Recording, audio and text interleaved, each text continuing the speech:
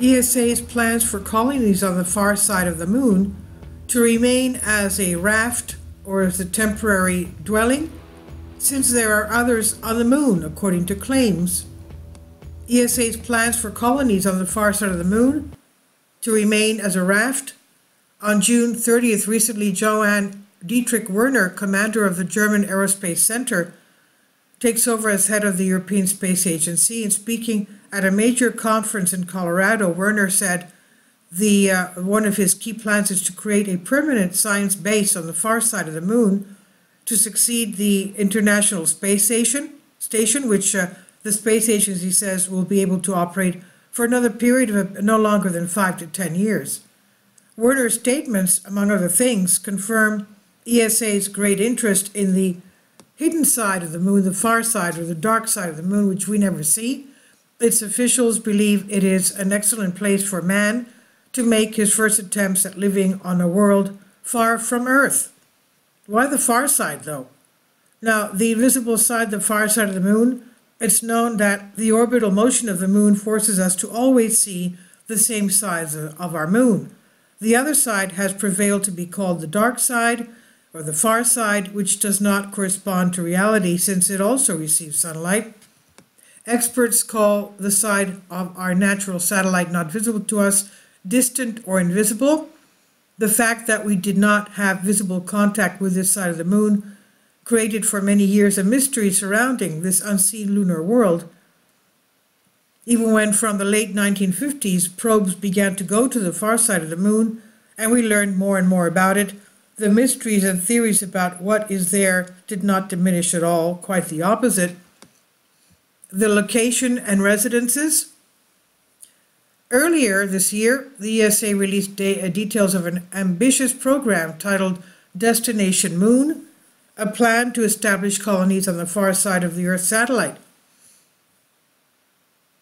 And they had even identified an area where these colonies will be established. It is the Aitken Basin at the south pole of the moon, which has a diameter of about 2,500 kilometers and large elevations, some of which are several kilometers high. These elevations are permanently bathed in sunlight, making them an ideal place for colonies to use the abundant solar energy to function. At the same time, ESA announced that it will work with the famous London-based architectural firm Foster and Partners to build small buildings on the moon, and as European Space Agency officials claim, advanced in 3D printing technology, advances in this will allow the creation of small buildings that will be made from the materials of the soil of our moon. The first plans released by the architectural firm show buildings that can accommodate 4 people. The lunar housing bases will be built by autonomous robots and will have a dome shape and will fully protect people from local climatic conditions, harmful cosmic radiation, and even falling meteorites. 90% of the buildings will be made of lunar materials, and these materials will first become a paste type of material. Then this pulp will be introduced into the printing machine, which will print solid construction materials that will be used in the construction of these houses.